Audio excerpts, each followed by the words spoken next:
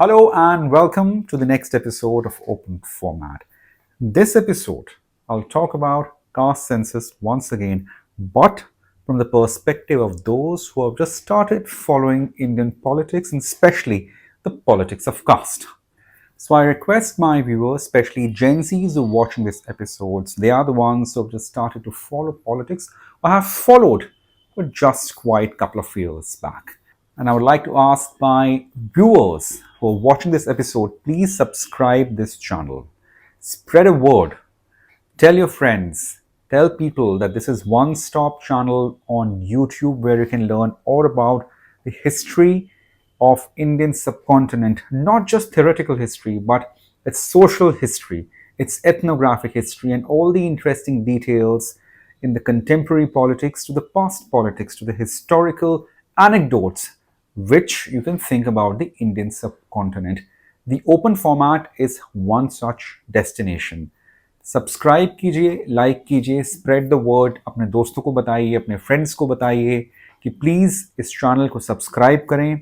यहाँ पर आपको भारतीय महाद्वीप, इंडियन सबकॉन्टिनेंट से ताल्लुक़ रखती हुई हिस्टोरिकल, ऐतिहासिक चीज़ें, एथनोग्राफिक चीज़ें, सामाजिक बातें और साथ में जो भी इंटरेस्टिंग आजकल चीज़ें हो रही हैं, चाहे वो राजनीति में हो, चाहे वो इतिहास के कुछ पन्नों की बातें हो, वो आपको इस YouTube चैनल के माध्यम से जानने को मिलेंगी। Now in this episode, खास करके ये वाला episode I've made for Gen Zs because they are the ones who just started to follow politics. I totally trust their knowledge about form, space and contemporary things, but sometimes what happens that they may not be having complete knowledge about the historicity of certain events. And one such thing or one such development in Indian politics of late has been the politics of, for that matter, discourse on caste census. I'll start with talking about Bihar's Caste Survey 2023. Now, Bihar Caste Survey 2023 was conducted in the year 2023. The announcement of the commissioning of survey was made in 2022. And January से caste survey Bihar का start हुआ and on 2nd of October, Bihar government made the details and the findings public. Interestingly, उस time पे Bihar government, although it was run by Chief Minister Nitish Kumar, but the coalition was different. Nitish Kumar's party was in alliance with Lalu Prasad Yadav's, or to say Tejasvi Prasad's RJD and the Congress party. Now the alliance is different. उसी के साथ we can see the contours of caste survey of Bihar that has led to the clamoring, that led to this discourse about caste census. Why do we have the opposition saying that caste survey or caste census is necessary to have an affirmative action for the weaker sections of society? Their argument is that only with the caste survey or the caste census we'll get to know which caste, which subcaste, which community, which subcommunity has economic resources, or what is their economic standing, what is their social standing, do they have access to resources, do they have access to jobs, government jobs, private jobs, what is their representation in the corporate sector. Now these are the indexes which really helps in deciphering about how a certain community is doing in a larger sphere of economy and society. That is the argument aggressively put forth by the Congress party and other opposition grouping which are favoring, or for that matter, which are pushing for caste census to be conducted as soon as possible. Now, only center can conduct such a survey or the census across the country. It's not just confined to one particular state. For the record, Congress have said that whichever state the party is in power, they would conduct a caste survey of that state. Now, government of Telangana and government of Karnataka, ruled by the Congress, have already announced that they would be conducting or starting this exercise very soon. On the other hand, the other side of argument, it's very important to understand what the center is saying, what the government is, central government is saying.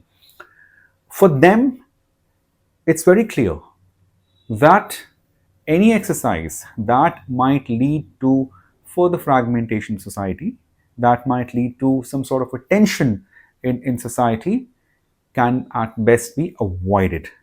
Within their own allies, there is also this particular push for a caste census saying that possibly the figures might help in reaching social policies that might help those groups. So, caste census can be conducted if there is a broader consensus for that.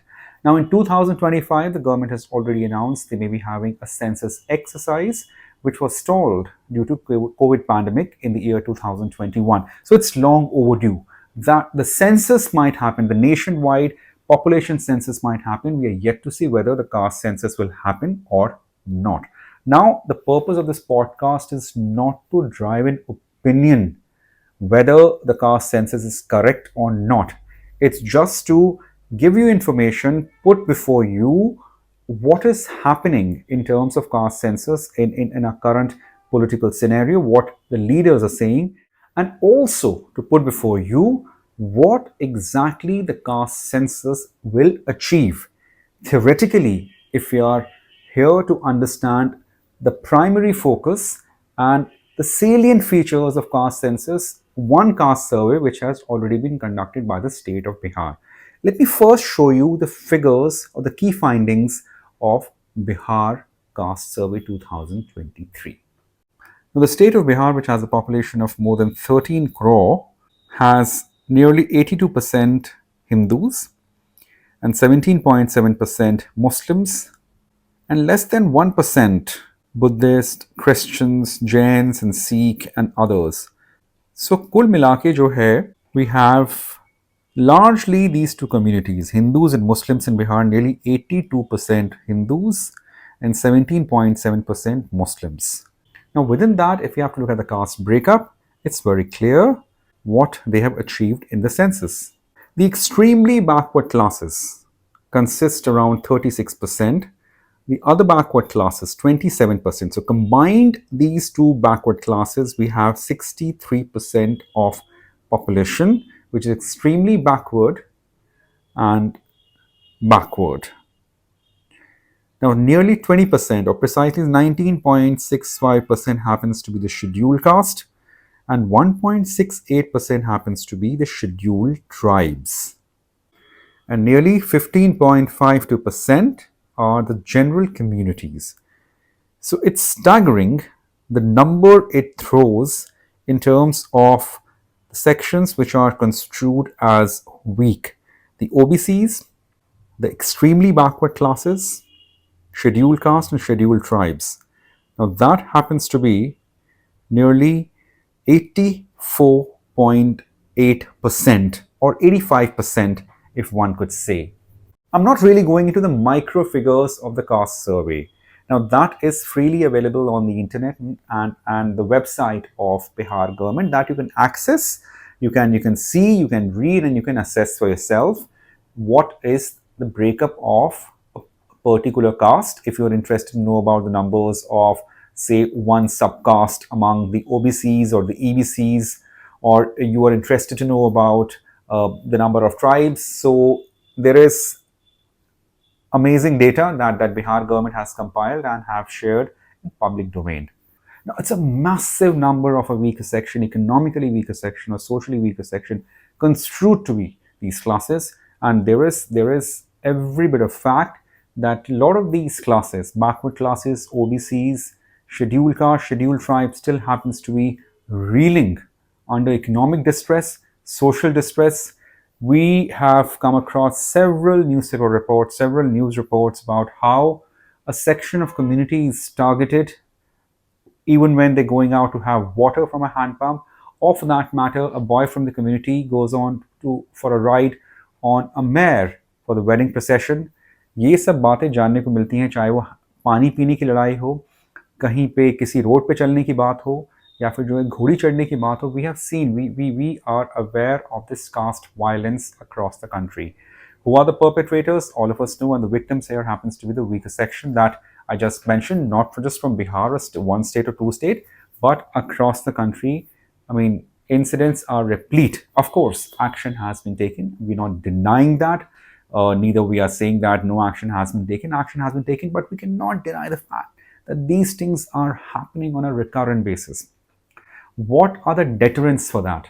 Now, for those who are proposing or backing the caste census, they are saying once we know uh, the number of communities, and also it establishes their underrepresentation in the various echelons of the power sharing segment. That could be jobs, that could be access to resources, access to opportunities. It can do justice to skewed social parameters.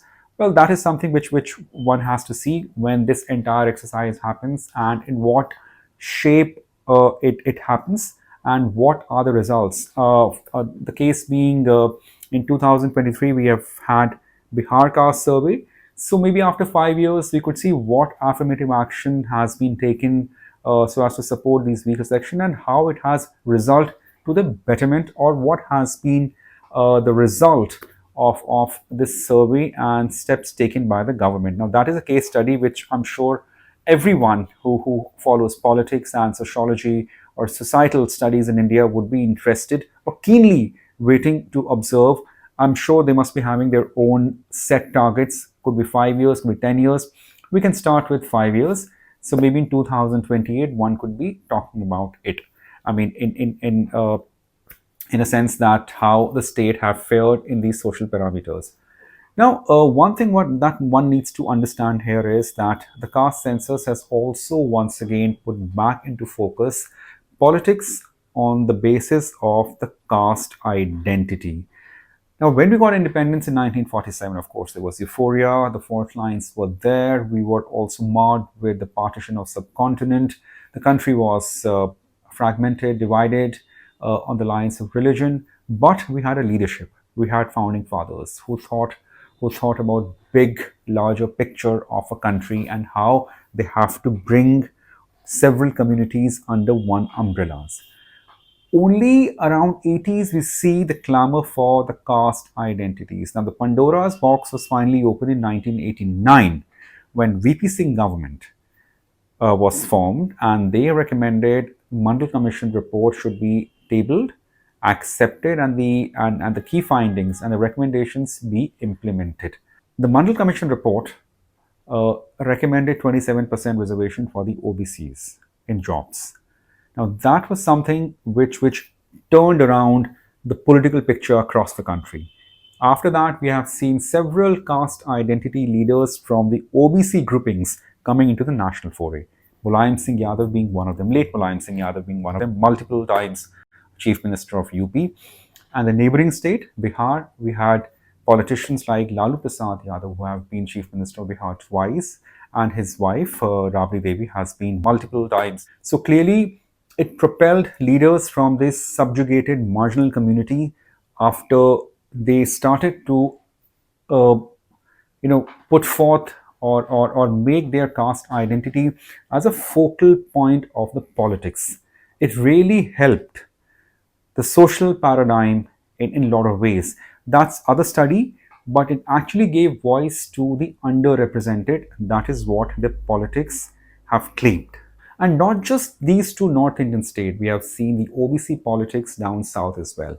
Never forget H.D. Devagowda. H.D. Devagowda became Chief Minister of Karnataka in 90s. And then, soon after, he was named as a Prime Minister of the country when in 1996, after a fractured mandate in general election where Congress party was defeated, after which is usually dubbed as the latter part of PV Narasimha Rao's tenure that was lackluster. So Congress party was reduced from nearly 250 odd seats in 1991 general election to 140 odd seats in 96 general election. BJP was the single largest party with 180 odd seats, but due to this peculiar circumstances under which they were not able to muster in support or allies, sufficient number of allies, they could not sustain the 13 days government which they had opportunity to make. After that, the National Front government was formed, especially with the erstwhile Janata Party and the splinter groups, and we had a surprise prime ministerial candidate H.D. Devagowda, who drew a consensus and then he was prime minister for an year. Clearly, H.D. Devagowda is also a product of OBC galvanization in the Indian politics and down south in Karnataka. Even today, the Karnataka politics is largely driven by the caste groupings, the caste identities. Lingayats, we have Korbas, we have Vokaliga, and of course there are other groups as well. But these three happens to be the main, or to say powerful, groups in the Karnataka politics, in which has given chief ministers in last couple of decades.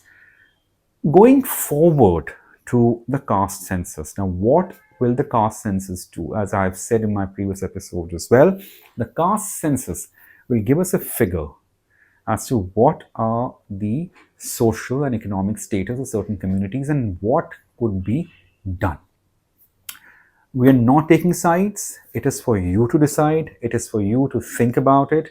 It is for you to have more and more access to opinions about it. My opinion is only one here. Keeping aside whether to have or not have caste census, I'm very clear that discrimination is still happening. How to stop it?